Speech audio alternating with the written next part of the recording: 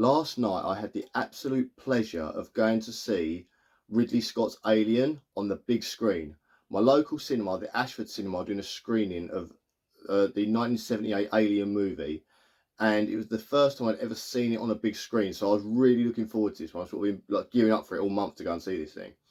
Not only that, it's one of these T.W. Burgess Silver Screams events. So basically, he always does, T.W. Burgess always does these amazing introductions at the start of the film. You then watch the movie, then you always have a Q&A with someone somehow related to movies in some way, shape, form or another.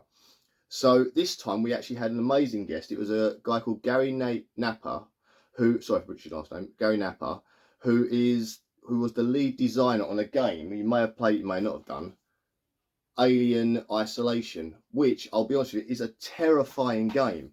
It's one of these games that sort of like, it's all about anxiety and the mood and the feeling as you're walking around. So we'll get a bit more into that later, especially the anxiety part later. So we get to the cinema, and the first thing I see is this.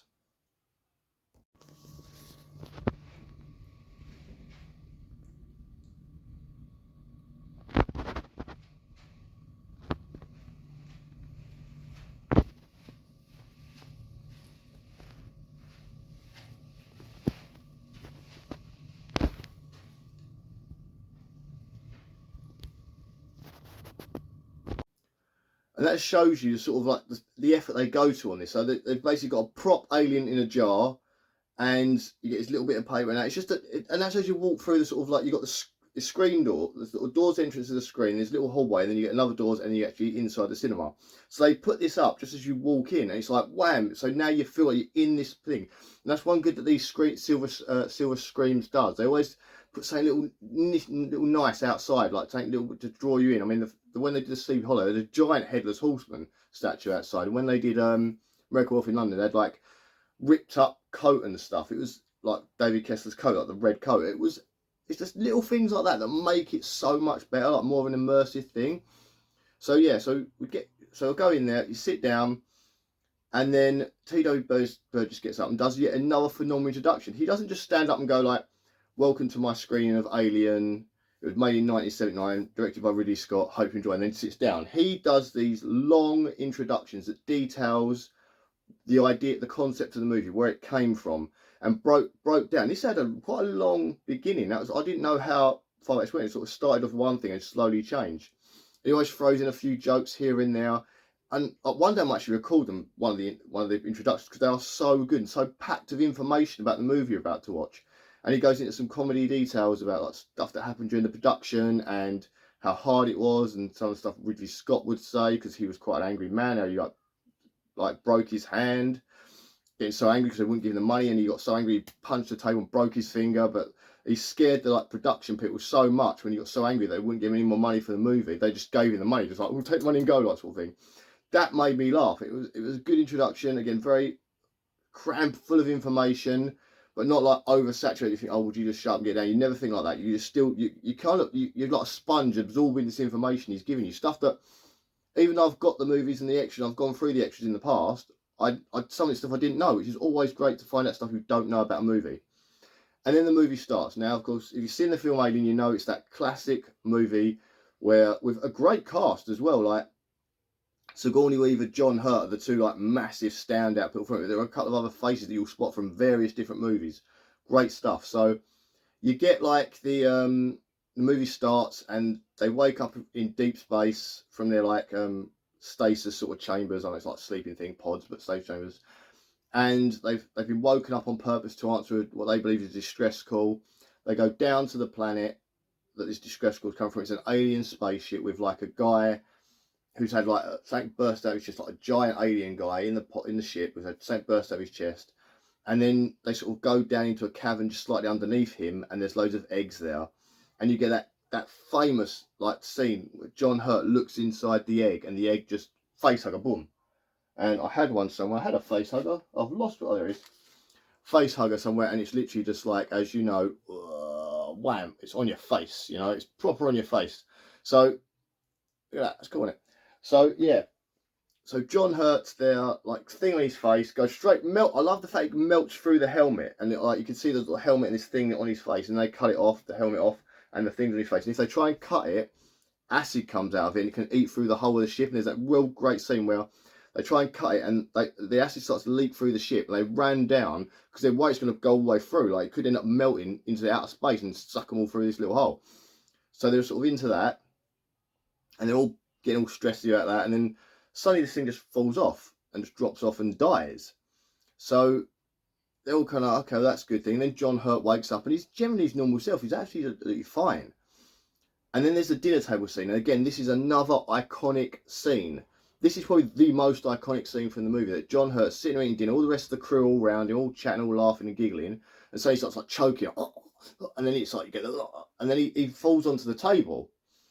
And he's on the table, and then you get the blood splurting out, and then the alien just bursts out of his chest, this little pink little alien thing. And it's kind of comical, because the reason I find it comical is because before I saw the movie Alien, I saw the movie Spaceballs, and if you've seen that movie, you'll understand why I find that scene comical, because I go back to Spaceballs in my mind instead of watching the film. So it's kind of ruined the movie kind of for me, Spaceballs, but at the same time it does give me a giggle.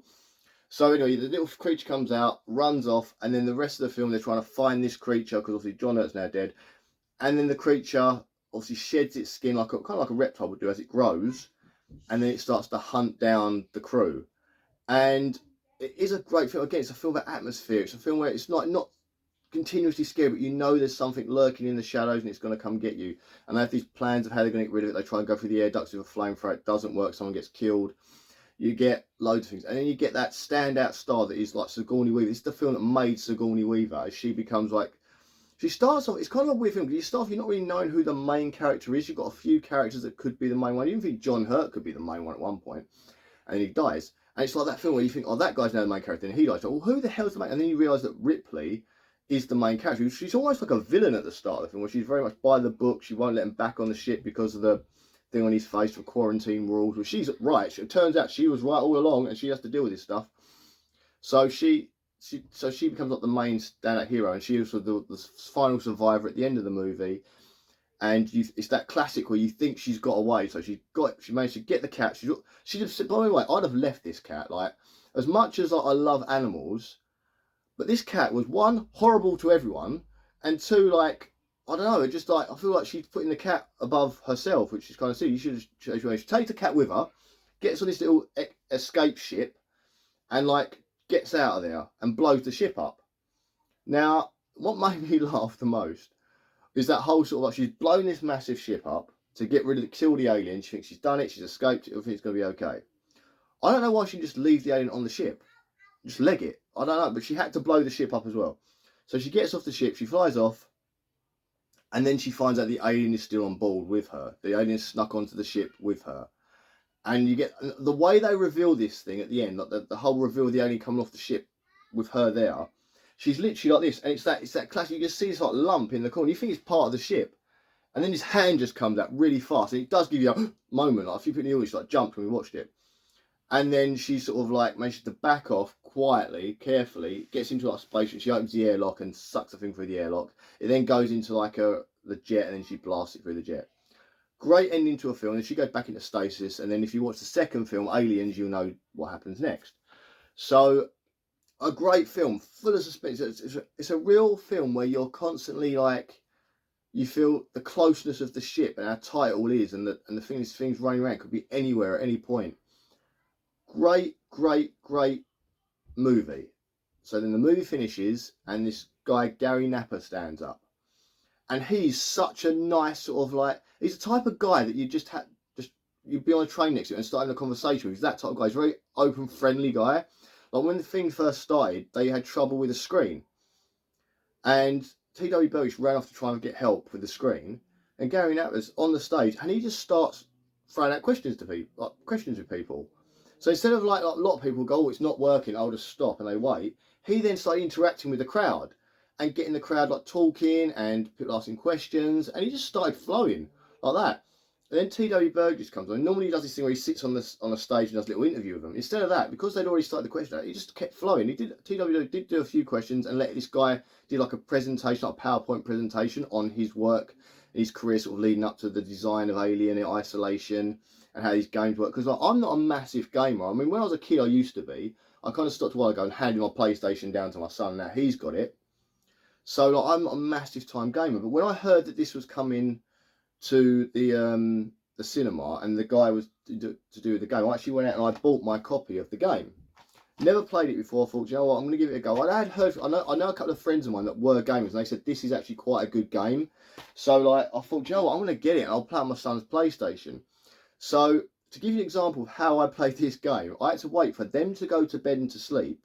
Then I'd sit in a dark room with the lights off, with the screen in front of me, headphones on, playing this game with anxiety for like an hour at a time. And I kid you not, I've still not completed the game. I want to complete the game because I want to know where the story goes. But because I hadn't played games for a while, I found it difficult to remember buttons, controls, and the muscle memory for controls had gone from me.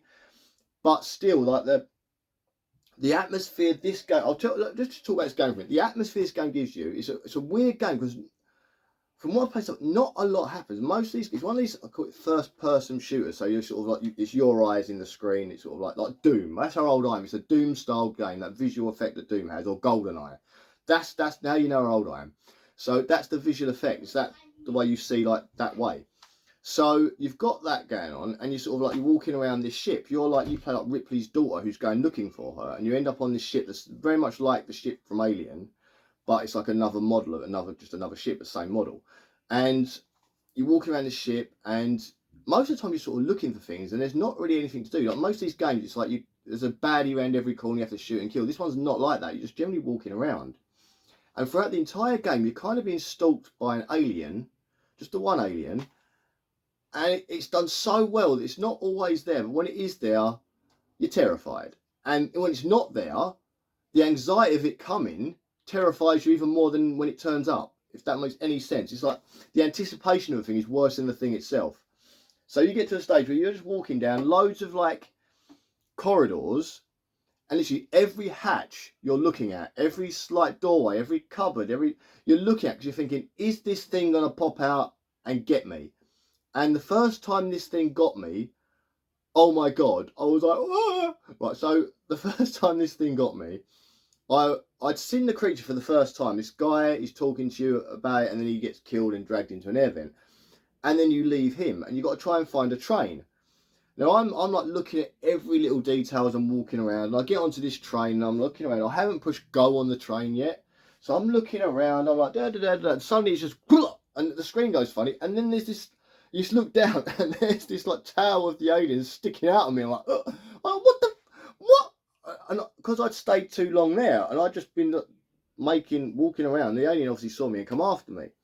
So anyway, this guy Gary Napier then gets on stage, and he does this presentation where he talks about how he got into like the business and like being the lead game designer, how he got like Fox were quite open to let them do whatever they wanted. They weren't allowed to use aliens though. They only got the rights to the Alien movie, like the original Alien, without the S on it.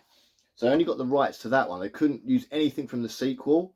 So he said he really wanted to put a Queen Alien in there, but then couldn't because they couldn't use the sequel. So he kind of had to work around it to still have it there, but not be there. So he had to use that. And there's certain things that had to use, like a few little boundaries set because of that. But generally they were given quite a bit of freedom by the looks of it. And it's how they may sort of design the ship in the game. They literally watched the movie, like Kelsey, and worked out the levels of the ship using the acid drop scene, like how the levels would work. I thought that was great. The amount of thought process that went into that game, and it's incredible. Like, and the passion, like the way he talked, this was like his baby almost. It was like it's a passion project for him that he'd done this game. I said he was like the lead designer, and it's just a another phenomenal Q&A questions thing. I mean, I don't ask questions easily. I just like to listen. I'm a guy, I like to observe, listen, and then commentate. I don't so much like to be involved a lot of the times, but like, and again, not being a gamer guy, a lot of the guys that were there for this screening were like a bit younger, more game oriented. Some of them kind of like from university maybe wanted to do it because they were asking some quite technical questions to him, which I literally was over my head. But it was still fascinating to listen to, because he's one of these guys that can talk in a good way that you just listen to him no matter what he's really talking about. But you could engage with him in what he was saying. Like, they were doing things like NPCs and all this stuff, and I don't know what a lot of this stuff means. I've got a rough idea because I've got kids, so they mention it. So that's my level of knowledge on this sort of like in the gaming terms. But still, it was fascinating to hear how you put a game together, especially when you do it around a movie. So you've already got all these creatures and stuff. You kind of got to work around that. And I just thought that was a great like thing to hear about. So again, another fantastic Q&A session. But the bit that made me laugh the most, some guy, I think it was a girl, that asked about how you do what you do, like get into that line of work. And he basically, he didn't do the route of like learn to be a game designer or anything like that through university. He literally got a job and then said yes to everything and ended up where he was. It literally, every time someone said to him, can you do this or would you be able to do this, he just went yes. And he just said yes the whole way through and ended up being a lead game designer for this like massive game with a massive movie franchise behind it and stuff. So I was just like, that is just like, it's like the old school way to do it. So you just get a job and then you work your way up. It's the old school. Now it's like you learn something in the college, university, and then you kind of get jumped into it, where he did the way of he basically just said, I just said yes to everything. Like, they asked him if he knew a little bit about video editing, so they asked him to edit a video, he was just like yes, and then he became the video editor. And that's how like it worked. And I just thought that was so good. Like, the idea of that was so brilliant. Like, and what a piece of advice. Just say yes, and you will end up getting where you want to go, or end up in a place where you didn't know you were going to end up going, but you ended up there and it was great.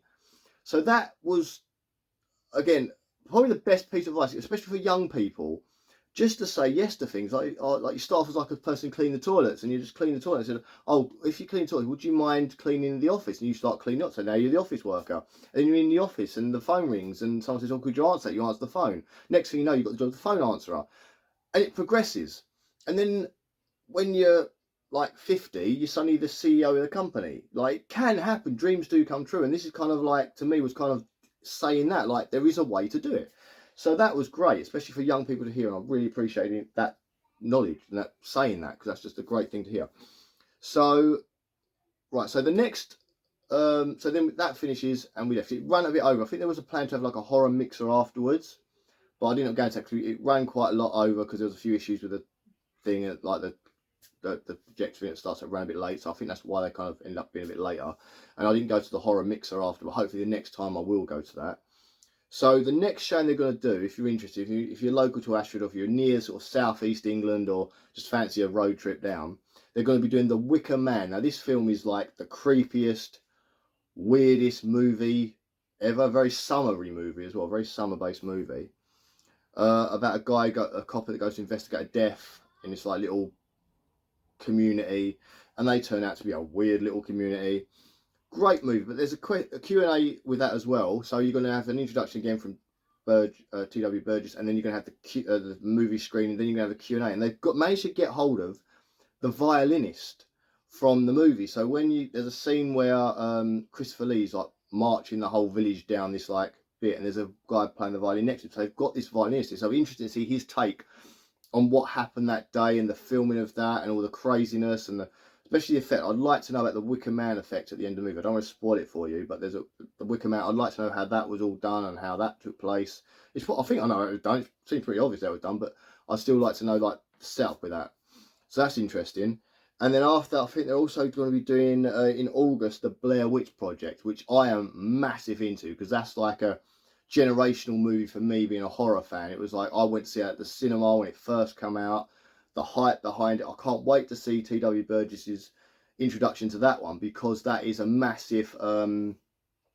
It's all about the media and all about the what they call it, the production, the build up to it, the marketing, and how they use the internet. One of the first movies to really use the internet to like promote a film. And this film should have been a nothing little movie. It ended up being like one of the biggest profit making movies of all time. I think it might have been the biggest profit making movie of all time for the budget it had compared to how much it actually made at the cinema and DVD releases. And apparently they've got the woman that was to do with the marketing or to do with the DVD that was produced later on. So that's going to be an interesting one as well. Again, talking about how do you market something like that and how you that's going to be phenomenal. And what you package, and also if you to do the DVD, how you work out what to put in the DVD, as in extras and stuff, like how you plan that out and what to leave out and what to leave in. That'll be an interesting one. But anyway, guys, thank you for watching this. Again, if you are local to Ashford, these Silver Screams like events, I call them Silver Screams events, are on their website. So if you go onto the Ashford Cinema website, that's the Ashford Cinema in town. It's like a more of an independent sort of style cinema. But if you go to their website, all of those films are listed on there. I think you buy tickets now. I think they're all at £9.50 each, I believe. And it is a great thing. If you're a big fan of movies in general, if this is like a film maybe you've not seen The Wicker Man before, or you have seen The Wicker Man before, and you remember it and you think, oh, it's a fond memory for you, go and watch it at the cinema. See it on the big screen. And the screen's got air conditioning as well, which is a big bonus, especially today, because yesterday was like the hottest day of the year, like 30-degree heat.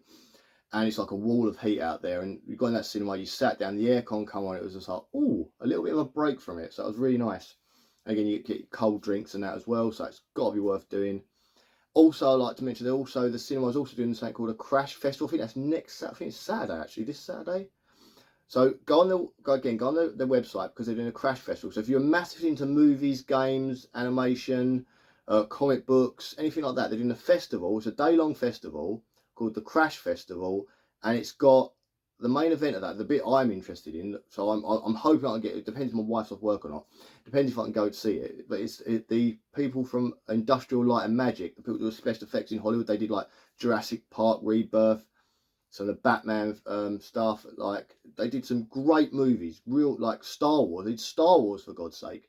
They're going to be there doing talks in the cinema. So that is just like, that's what I would love to go and see. I think it's like £25 a ticket if you buy it early. Buy it on the day, I think it's like £30, I think he said. So he's going to go up a little bit on the day, but you can buy it earlier, get a little bit cheaper. And it's like an 8-hour long movie festival, or festival like, to do with like art, basically. So you've got movies, gaming, animation, something to do with the guy from did Into the Spider-Verse is there. I should have had this all written down before I started talking, but if you go on their website, it's all written up there, and it does look phenomenal. Again, a local thing as well in Ashford, but if you're from the surrounding area, get yourself down to that cinema. It's literally, what, a 10-minute walk from the train station, so you get to Ashford train station, 10-minute walk from there, straight to the cinema. It's almost like a straight line. And there's parking as well, so definitely try and get yourself down if you're massive. If you're a movie fan, you're not going to want to miss that. So anyway, guys, thank you for watching this review. I really hope you enjoyed it. And I guess it's goodbye from my little friend here. This is a DVD box, by the way. I bought this at the 25th anniversary. And I'll tell you a story about how I bought this as well. So it was in HMV in Bluewater. It was only 40 quid. I think it's going for like hundreds of pounds now on eBay. It was 40 quid. It's an actual box set, and all the discs, so how much of a fan I am, slot into the top there. You see there's like little slots, they slot into there, but obviously I've taken them out to use as display purposes. I'll put the disc back in the box. But that 40 quid at HMV at the time is now worth hundreds of pounds. But this is my story about it. So I was with my ex-wife at the time when I bought it. We went back a couple of weeks later. They had a Predator one with a Predator head, and my ex-wife just went no, and I was like, please no. I'm not going to say that's what led to the divorce, but it may be part of it, because those Predator heads are also going for hundreds of pounds now. I think it was only like 30 quid.